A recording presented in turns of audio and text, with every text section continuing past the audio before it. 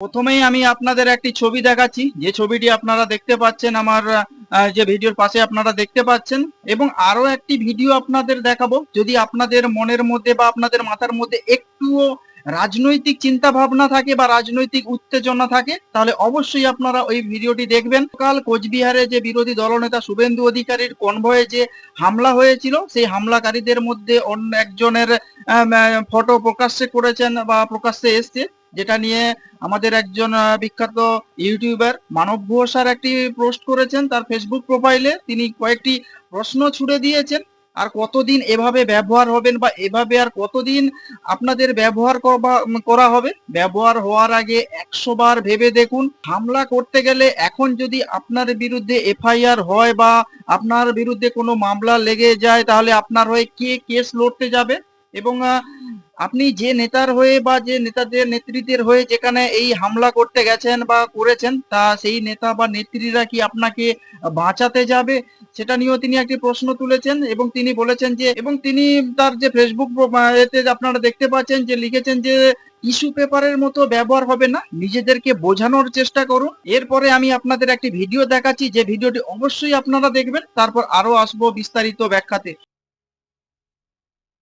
আমার অনুরোধ এটাই, যখন দেখবেন মমতা ব্যানার্জি, নওশাদ সিদ্দিকী, শুভেন্দু অধিকারী, দিলীপ ঘোষ সব হাতাহাতি লড়াই করছে, তখনই আপনারা হাতাহাতি লড়াই করবেন, তার আগে একদম হাতাহাতি লড়াই করবেন না। অনুরোধ আমার এটাই। হবে তো ভাই? যখনই বিজেপির কেউ মারতে আসবে, তৃণমূলে কেউ মারতে আসবে, আইএসএফ এর কেউ মারতে গেলে আপনারা এটাই বলবেন, এই তোদের নেতারা কি অমুক নেতাকে মেরেছে কোনোদিন প্রমাণ আছে দেখাতো ভাই। তুই মারবি 2 হাত জায়গায় 4 ঘা মারবি, দাঁড়া। তুই বল শুভেন্দু অধিকারী মেরেছে কাউকে দেখেছিস?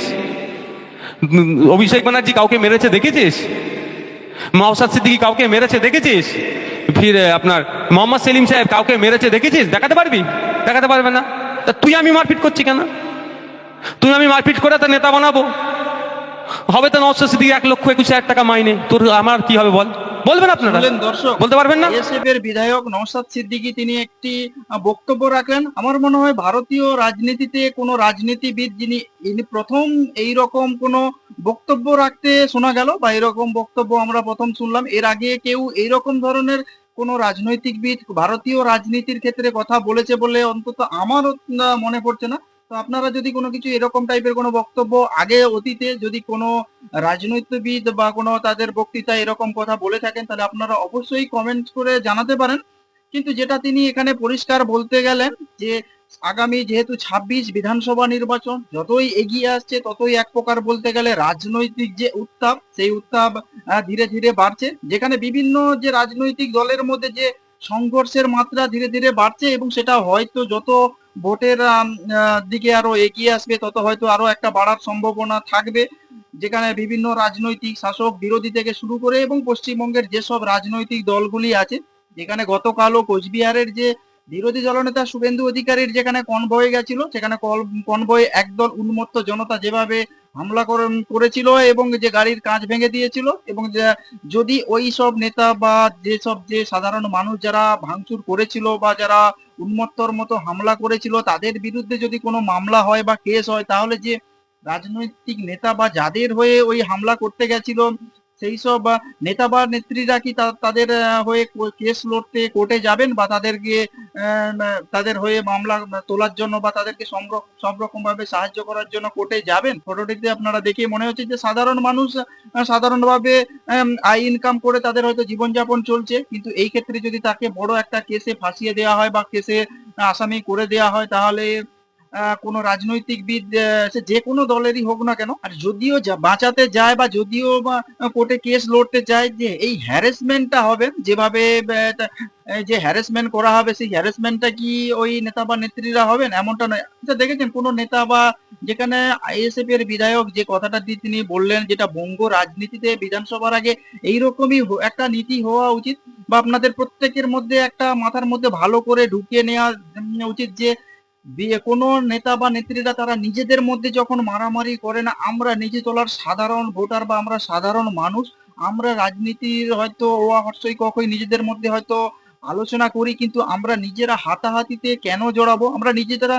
অর্থাৎ নেতা বা মন্ত্রীরা তারা তো ভাষণ দেবেন বা তারা বক্তব্য রাখবেন, তাদের বক্তব্যের মধ্যে হয়তো বিভিন্ন উস্কানিমূলক বক্তব্য থাকবে, কিন্তু আমরা সেইগুলোতে জড়িয়ে কেন আমরা এইসব ঝামেলার মধ্যে বা মারামারির মধ্যে জড়িয়ে পড়বো? আমরা তো কখনো দেখি না যে যারা বড় রাজনৈতিকবিদ তারা তো নিজেদের মধ্যে কখনো মারামারি করতে। আমরা এরকমও দেখেছি যে রাজ্যের একজন প্রাক্তন রাজ্য সভাপতি দিলীপ ঘোষ, তিনি হয়তো এই মুহূর্তে দলের মধ্যে কোণঠাসা হয়ে গেছেন। তারও বিভিন্ন রকম বক্তব্য আমরা অতীতে শুনেছি, কখনো বারমুন্ডা পড়ার কথা বলেছেন অন্য গোষ্ঠীর একজন নেত্রীকে, আবার কখনো তিনি হুঙ্কার দিয়েছেন, কখনো রামনবমী নিয়েও তিনি হুঙ্কার দিয়েছেন।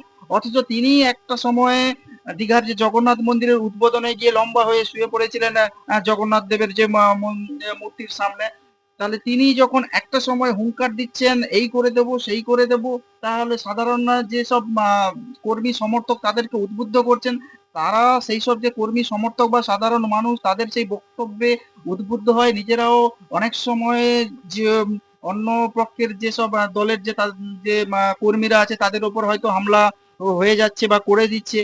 তাহলে এই নেতাই তো যার বক্তব্যের ভিত্তিতে যে আপনি উদ্বুদ্ধ হয়ে এই ঘটনা ঘটালেন, তিনি গিয়ে ওনাদের সঙ্গে কোথাও হয়তো নবান্ন বসে ফিশ ফ্রাই খাচ্ছে, কেউ হয়তো কখনো জগন্নাথ মন্দিরে গিয়ে। কিন্তু যারা সাধারণ মানুষ বা সাধারণ যারা ভোটার বা সাধারণ যারা কর্মচারী সক্রিয়ভাবে হয়তো দলের সঙ্গে অন্তর্গত বা দলের হয়ে কাজ করছে, তারা হয়তো এইসব নেতা বা মন্ত্রী, প্রত্যেকটা দল যে কোনো দল হতে পারে, কোনো পার্টিকুলার একটি নির্দিষ্ট দলের হয়ে কথা বলছি না, যে কোনো দলের হতে পারে, তাদের যে নেতা মন্ত্রীদের যে হয়তো কোনো বক্তব্যে উদ্বুদ্ধ হয়ে বা আকৃষ্ট হয়ে তারা প্রতিপক্ষের ওপরে যদি কোনো রকম এই ধরনের ঘটনা ঘটিয়ে ফেলে, তার দায় কে নেবে?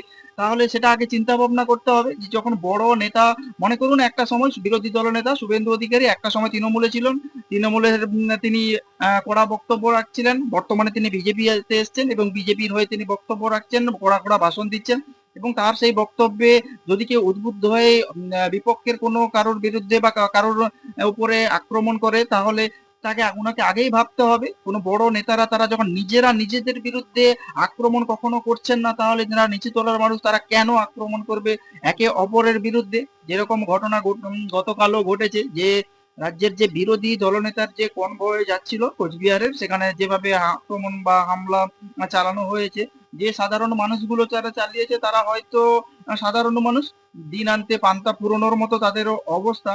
কিন্তু কিছু নেতা বা মন্ত্রীদের কথায় উদ্বুদ্ধ হয়ে তারা যে ঘটনা ঘটিয়েছে, এবং এই মুহূর্তে রাজ্যের যে বিরোধী দলনেতা শুভেন্দু অধিকারীর যে যারা যারা ওই দিনের, অর্থাৎ কোচবিহারের যে শুভেন্দু অধিকারীর কনভয় যে হামলার ঘটনা এবং তাকে যে প্রাণে মারার হুমকির যে বা প্রাণে মারার চেষ্টার যে অভিযোগ করা হচ্ছে বিরোধী দলনেতা শুভেন্দু অধিকারীর তরফ থেকে, সেই অভিযোগের ভিত্তিতে এদের বিরুদ্ধে যদি কড়া পদক্ষেপ নেয় পুলিশ, তাহলে তাদের হয়ে কে বাঁচাতে যাবে? কোর্টে কে কেস লড়তে যাবে? একটা প্রশ্ন তো থেকেই যাচ্ছে। বাট যদিও কোনো রাজনৈতিক দলের তরফ থেকে তাদের পাশে দাঁড়ানো হয়, তাদের যে এই হ্যারাসমেন্টটা করা হবে, সেই হ্যারাসমেন্টের যে দায়িত্ব বা শিকারটা কি এইসব রাজনৈতিক নেতারা কোনোদিন হতে পারবেন?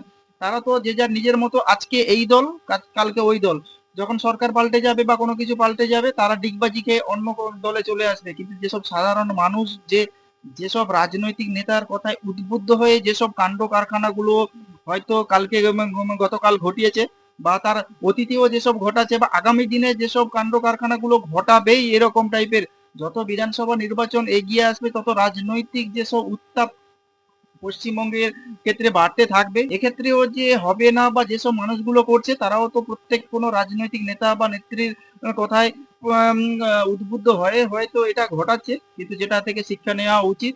আমার মনে হয় আইএসএফ এর বিধায়ক যে নওশাদ সিদ্দিকী যে বক্তব্যটা রাখলেন একদম সঠিক।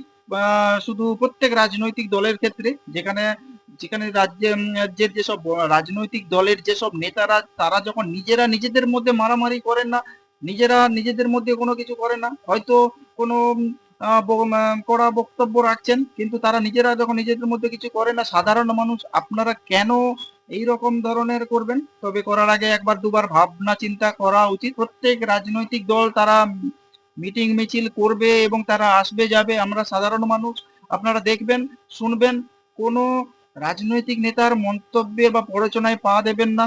আজকে শুধু এইটুকুই কথাই বলা ছিল, যেভাবে গতকাল বিরোধী দলনেতা শুভেন্দু অধিকারীর উপরে হামলা হলো, এবং আজ তার পরে বারাসাতে যে শুভেন্দু অধিকারীর যে মিছিল ছিল বা কন্যা সুরক্ষা যাত্রা ছিল, সেখানেও দেখতে পেলেন যে প্রচুর মানুষের ঢল।